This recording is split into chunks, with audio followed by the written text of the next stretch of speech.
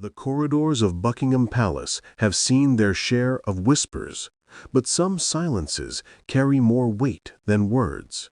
And today, one royal silence is louder than anything ever spoken from the throne. As a new chapter in the Prince Andrew saga unfurls, this time with emails no one was meant to see, King Charles stands, once again, at the threshold of legacy and loyalty. And yet, his voice remains conspicuously absent. Before we begin, there's something you should know. Thousands of you are watching these stories. Many return, episode after episode, drawn to the threads we unravel. But only a few subscribe. If you're here for the long game, for the truth behind the crown, the cracks behind the gold, take a moment now. Subscribe to Crownverse. It means more than you think. Now back to the silence.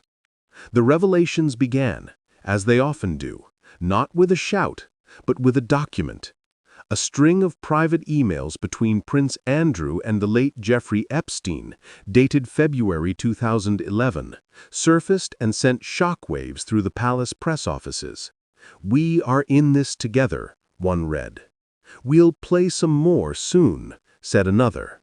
These are not phrases easily forgotten, and certainly not ones easily defended. What makes this moment uniquely precarious is not just what was said, but when. These emails appear to contradict Prince Andrew's previous claim that he had severed ties with Epstein in 2010. That timeline, once his shield, is now under scrutiny. And if the defense collapses, so does the carefully maintained image of a man once dubbed the palace's most eligible bachelor. But the drama this time is not only Andrew's. It belongs quietly to his brother, the king. Charles has not spoken publicly about the emails. He has not condemned them, he has not defended them, he has not referred to them at all. And yet, in his silence, a statement forms, not one of indifference, but of calculation. Instead, what has emerged is a single development. Prince Andrew has agreed to relinquish his titles and honors. No more Duke of York, no more military affiliations, no more public duties. And behind that decision, reports confirm, stood the king, not issuing an edict, but reportedly supporting his brother's choice. It's a move as strategic as it is symbolic. Because while public outcry demands clarity, condemnation even, the monarchy is a structure that thrives on ambiguity. Dignity is, after all, measured not in press releases, but in restraint. Still, the silence is not without cost. Commentators from across the Commonwealth have questioned the Crown's lack of direct response. In a world of transparency, they ask, why not speak? Why not draw a line? After all, wasn't it the king himself who pledged, upon ascending, to modernize the institution, to meet the moment? And yet, Charles's reign, thus far, has been defined by minimalism. Streamlined royal households, slimmed-down ceremonies, fewer working royals, fewer public errors.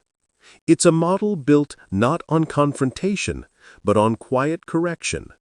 And in Andrew's case, that model seems to persist. But there's another layer.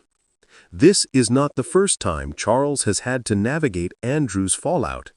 In 2019, when Andrew stepped back following his disastrous Newsnight interview, it was then Prince Charles who, insiders say, brokered the quiet retreat. Again in 2022, following the civil lawsuit settlement with Virginia Giuffre, Charles was said to have played a decisive role in shielding the monarchy from further reputational harm. Now, as king, he faces the same problem, but magnified. The stakes are no longer familial, they're constitutional. There's a crown to protect, a country to reassure, a legacy to uphold. And in that equation, Andrew becomes less a brother than a liability. Still, Charles walks a tightrope. Strip Andrew of everything, and the monarchy risks appearing fractured. leave too much intact, and the institution looks complicit. The recent decision for Andrew to relinquish his Duke of York title was, in many ways, a middle path. It creates distance, it signals accountability, and yet it does not address the core of the scandal, the emails, the friendship, the timeline. The silence remains. Some interpret this as royal pragmatism. After all, the monarchy rarely reacts to every headline. Its power lies in its ability to outlast the news cycle, to rise above. But others see it differently. They argue that silence, in this case, can no longer serve as stability, that in a modern era, where reputations rise and fall in minutes, clarity, not caution, is the new currency of leadership. And yet, here we are, with a king who supports his brother's retreat, but does not speak of the retreat's cause, with a crown that moves chess pieces, but never explains the strategy, and with a public, once deferential, now demanding answers. There are, of course, legal complexities. The newly surfaced emails may be under investigation. The Metropolitan Police have reportedly launched a review into whether Andrew used his public-funded protection to investigate Virginia Giuffre. If true, that would constitute an abuse not only of public trust, but of state resources. But again, no statement from the king. What emerges is a portrait of leadership through omission. Charles, the sovereign, who chooses what not to say, who speaks through action, through structure, through the movement of others. And yet, silence is never empty. It is filled with meaning, with the weight of expectation, with the tension of delay. As headlines continue to circle, the question remains, will the king ever speak? Or has he already said all he intends to in a single gesture of support for a brother who now bears a different name? In time, perhaps, we will know more. Perhaps more emails will surface. Perhaps a formal investigation will yield findings that demand commentary.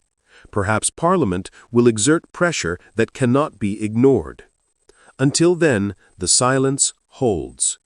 And behind it, the crown recalibrates, choosing which legacy to protect and which one to quietly let go. If this exploration spoke to you, if you believe, like we do, that history unfolds in symbols and silence, then now is the time. Subscribe to Crownverse, because what the monarchy doesn't say may be the most revealing story of all.